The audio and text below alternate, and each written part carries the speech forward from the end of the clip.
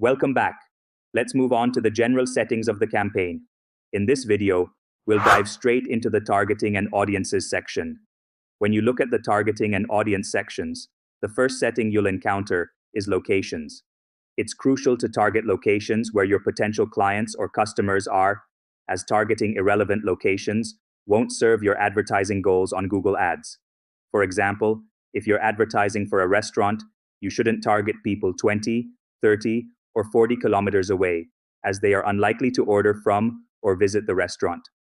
Similarly, if you're advertising for a school, setting a location radius beyond 30 kilometers might not be effective, as students are unlikely to travel that far. This can vary depending on the specific school or location, but you get the idea. Understanding what you're advertising and selecting appropriate locations is key. For an e-commerce website that delivers nationwide, you might target the entire country with your campaigns. The first thing to determine is where you want to advertise and where it will be meaningful and profitable for you. In the location settings, the first option you'll see is all countries and territories, which means your campaign will be shown globally. Your ads will appear wherever your keywords are being searched.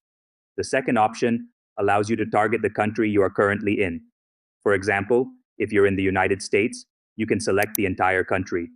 If you don't want to target the whole world or the entire country, you can use the Enter Another Location option. This setting lets you target specific countries, states, cities, or well-known places. For instance, if you're based in the USA, you can search for California and choose between targeting it as a city or a state. Although there's little difference between the two, you can see the reach for each option. When you search for a location like California, it shows a reach of this number of people. This number represents how many people in that region visit Google sites, including Google Search and other sites where Google Ads can appear. This is useful for understanding the potential audience size in a specific area. If the number is too small, you might need to expand your target area. For example, you can search for California and see options like the state of California, Mexico City, etc. You can even narrow down and search for specific areas within a city.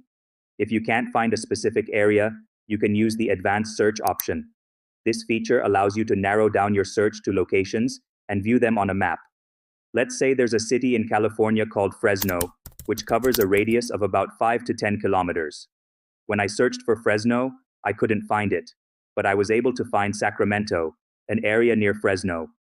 Similarly, you can search for smaller areas of interest. If you can't find a specific area, you can use the radius option. This allows you to select an area on a map and drop a pin. For example, if you're advertising for a restaurant, shop, or any physical business, you can drop a pin on the map and select the radius around it where your ad should appear. You can set the radius as small as 1 mile around the location. This technique is known as geofencing or geotargeting. For instance, if your shop is on Alabama Road in Sacramento, California, you can go to California on the map, find Sacramento, and drop a pin at your shop's location. Before dropping the pin, select the radius, say 2 miles. After dropping the pin, it will show the area within this radius where your ads will appear.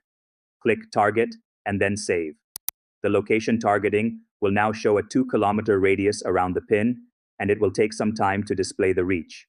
In our case, since we are running a campaign for Lexus, we'll target the entire United States. This example is to demonstrate the available settings in location targeting. You can target all countries and territories, a specific country, a particular city, or even a radius around a physical location. A crucial aspect to understand is the location options. Many people make mistakes here and waste their budget. By default, it targets people regularly in, or who have shown interest in your target locations. Now that I've targeted the United States, even people in Dubai or other countries can see my ad, because the default setting targets people regularly in, or who have shown interest in your target locations. For example, someone in Dubai who has visited pages or websites related to the US will be considered interested in the US. If they search for keywords included in my campaign while in Dubai, they can still see my ad. This setting is crucial for certain businesses. For instance, if I'm running a school or a gym in the US, and someone in Dubai or India is planning to move to Dubai and is researching the best schools, I need to show ads to them. Similarly, if I'm a hotel, event company, or concert organizer in the US, people planning their visit from abroad will search for things to do in the US. My business needs to show ads to these potential visitors. However, if I run a garage in Dubai, it wouldn't make sense to show ads to someone in the US looking for the best garages for an oil change. In such cases, it's better to target people who are physically present in your targeted locations. Keep in mind that if you select the default setting, many of your ads may appear outside the targeted country. Clients often ask why their ads are showing in other locations when they intended to target only the US. This is an important setting to understand. You can also exclude specific countries, regions, states, or locations. For example, if I select and exclude the United Arab Emirates, your ads will appear everywhere except the UAE. The next setting in targeting and audiences is language. When you select English, it means your ads will target people whose browser language is set to English or who visit English language websites. Let's say my browser language is set to English, but I also visit Arabic sites.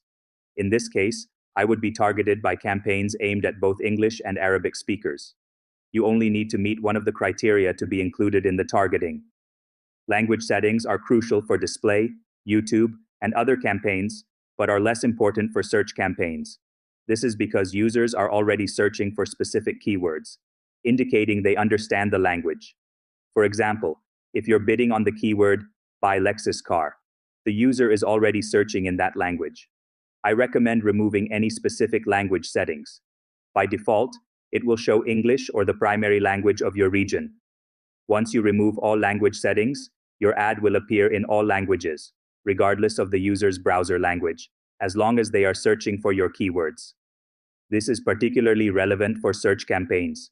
You can choose any language from the list, but this is more meaningful for display and other types of campaigns. Next, we have the audience settings.